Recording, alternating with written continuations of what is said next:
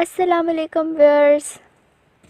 आज हम बहुत ही टेस्टी सी चिकन वेजिटेबल स्पैगेटी बनाएंगे। आपको बहुत अच्छी लगेगी इंशाल्लाह। तो चलें हम जल्दी से स्टार्ट करते हैं और इसके इंग्रेडिएंट्स देखते हैं। हाँ जी, तो यहाँ पर मेरे पास एक नॉर्मल साइज़ की मैंने गाजर ली, कैरेट और 2 दरमियाने साइज़ की शिमला मिर्च कैप्सिकम ली और उनको मैंने लंबा लंबा बारीक बारीक जो है वो काट लिया है। 1 कप बंद गोभी है मेरे पास और सारी सब्जियों को मैंने थोड़ा लंबा काटा है ताकि स्पैगेटी की शेप की हो, लेकिन बहुत बारीक काटा है ताकि ये जल्दी कुक हो जाए। स्पेशली गाजर बहुत ही बारीक काटी है क्योंकि ये गलने में थोड़ा सा टाइम लेती है। उसके अलावा यहाँ पर 1 कप बोनलेस चिकन हमने लिया, उसको भी बारीक बारीक काट लिया। तकरीबन 1 पाव चिकन है हमारे पास। उसके अलावा 3 से 4 टेबलस्पून कुकिंग ऑयल इस्तेमाल करेंगे। 1 टीस्पून काली मिर्च है, black pepper. 3 tablespoon tomato ketchup लिया। 1 टेबलस्पून चाट मसाला लिया हमने और उसके अलावा 1 टीस्पून जिंजर गार्लिक पेस्ट, लहसुन अदरक का पेस्ट इस्तेमाल करेंगे। कुछ नमक है यहाँ पर मेरे पास, लेकिन आपने नमक ऐड करने से पहले ये ख्याल रखना है कि चाट मसाले के अंदर भी नमक है। तो एंड पे अगर ज़रूरत हो चेक करने के बाद ही आप नमक डालें, वरना आप इसको स्किप भी कर सकते हैं। 2 टेबलस्पून चिली गार्लिक सॉस डालेंगे, 2 टेबलस्पून सोया सॉस, 2 टेबलस्पून ही वाइट सिरका विनेगर डालेंगे हम। बहुत सिंपल है, 2-2 टेबलस्पून हमने इन तीनों का डालना है। और जो स्पैगेटी हम इस्तेमाल करेंगे वो मैं यहाँ पर बेक पार्लर की इस्तेमाल कर रही हूँ। आप कोई भी इस्तेमाल कर सकते हैं। यहाँ पर इसका वेट जो है वो 450 ग्राम लिखा हुआ है। तो नॉर्मल एक स्टैंडर्ड साइज़ का जो पैकेट मिलता है हम वो इस्तेमाल करेंगे। इसके अलावा 8 से 9 कप पानी बॉईल होने के लिए मैंने रखा हुआ है और स्पैगेटी बॉईल करने के लिए जो चीज़ें चाहिए हैं वो मैं यहाँ पे नहीं है, आपको बाद में बताऊँगी। जी, तो स्पैगेटी हमने पैकेट से निकाली है।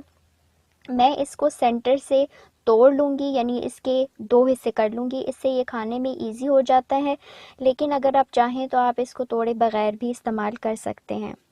इसको तोड़ने के बाद अब हम इसको बॉईल करते हैं। जी, तो पानी बॉईल होना शुरू हो गया है। इसके अंदर हम 2 टेबलस्पून कुकिंग ऑयल डालेंगे और हाफ़ टेबलस्पून इसके अंदर नमक डाल देंगे। अब हम इसके अंदर स्पैगेटी डाल देंगे और चमचे की मदद से इसको थोड़ा सा हिला लेंगे। बहुत ज़्यादा चमचा चलाने की ज़रूरत नहीं है, थोड़ा सा हम मिक्स करेंगे और अब हम इसको फुली कुक करने तक जो है वो बॉईल करेंगे। 7 से 8 मिनट में जो है ये फुली कुक हो जाती है, तो आपने इसको 7 मिनट बाद चेक कर लेना है।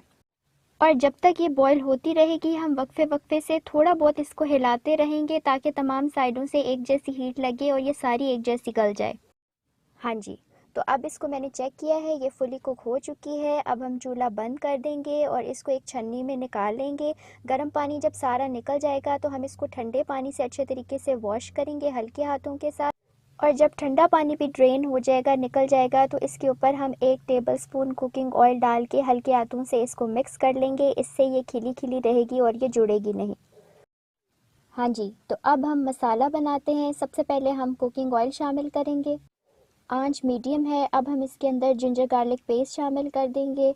बिल्कुल थोड़ा सा इसको फ्राई करेंगे और फिर इसके अंदर हम चिकन डाल देंगे। 3 से 4 मिनट मीडियम लो फ्लेम के ऊपर हम फ्राई कर चुके हैं चिकन को। अब हम इसके अंदर काली मिर्च डाल देंगे। इसको अच्छे तरीके से मिक्स करेंगे और 1 से 2 मिनट इसको इसी तरह से फ्राई करेंगे। अब हम इसके अंदर 1 टेबलस्पून पानी डालेंगे क्योंकि ये थोड़ी सी नीचे लग रही थी, तो थोड़ा सा पानी डालने के बाद अब हम इसको इसी तरह से मीडियम लो फ्लेम के ऊपर थोड़ा सा कुक कर रहे हैं। अब हम इसके अंदर गाजर और शिमला मिर्च डाल रहे हैं। बंद गोभी हम एंड पे डालेंगे क्योंकि उसको कुक होने में इतना ज़्यादा टाइम नहीं लगता।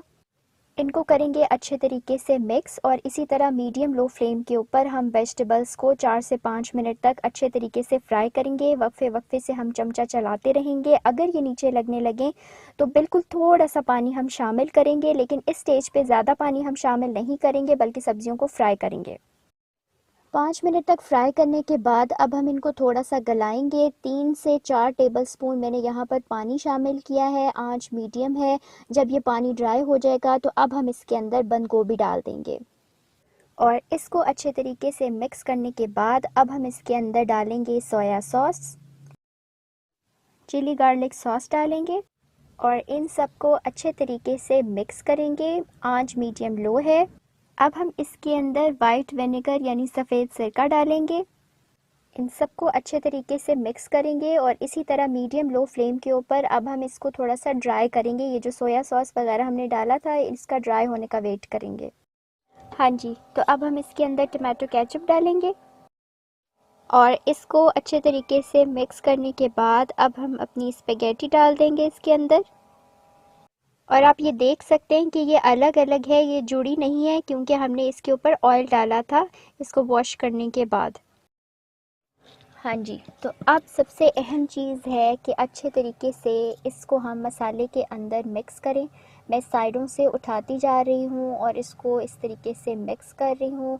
हमने चमचे से इसको बहुत ज़्यादा नहीं मसलना क्योंकि ये टूट जाएंगी, तो हमने साइडों से मसाला उठाते जाना है और इसको इस तरीके से मिक्स करते जाना है।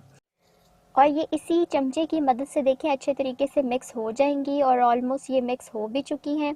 लेकिन अगर आपको इसमें मुश्किल पेश आ रही है तो आप एक फ़ोक ले सकते हैं और एक चमचा ले सकते हैं और उन दोनों की मदद से आप इसको अच्छे तरीके से इस तरीके से देखें मिक्स कर सकते हैं। तो इस स्टेज पे मिक्स करने के बाद आप इसके अंदर स्पाइसेस चेक कर सकते हैं और अगर आपको ज़रूरत महसूस हो तो क्योंकि अभी इसके अंदर टमाटो केचप की नमी मौजूद है तो हम इसके अंदर जो भी स्पाइसेस डालेंगे वो मिक्स हो सकते हैं। तो नमक और चाट मसाला वगैरह हम इसके अंदर शामिल कर देंगे और फिर हम इसको बिल्कुल लो फ्लेम के ऊपर 3 से 4 मिनट तक कवर करेंगे और उसके बाद फिर अब ये बिल्कुल रेडी है। इसको बस हमने एक दफ़ा मिक्स करना है और डिश आउट कर लेना है। जी, तो हमारी मज़ेदार स्पेगेटी तैयार है, इसको हम डिश आउट कर रहे हैं। किसी भी किस्म का पास्ता बनाने के लिए जो सबसे अहम चीज़ होती है वो ये कि वो अलग अलग रहे, वो जुड़े ना। तो यहाँ पर आप देख सकते हैं कि ये बिल्कुल अलग अलग खिली खिली बनी है और टेस्ट में भी ये बहुत ज़्यादा टेस्टी थी। आपको ये बहुत पसंद आएगी। अगर आप ये रेसिपी ट्राई करेंगे, इसको ज़रूर ट्राई कीजिएगा और फ़ीडबैक शेयर कीजिएगा कि आपको ये कैसी लगी। और अगर ये वीडियो आपको पसंद आई है तो इसको लाइक कर दें और शेयर करें और मेरे चैनल को सब्सक्राइब करना मत भूलिएगा और बेल का आइकन भी ज़रूर प्रेस कर दीजिएगा ताकि आपको मेरी सारी रेसिपीज़ मिल सकें। इंशाल्लाह ताला हम दोबारा मिलेंगे, तब तक के लिए अपना बहुत ख्याल रखें। अल्लाह ताला हम सबको अपनी हिफ्ज़-ओ-मान में रखे। अल्लाह हाफ़िज़।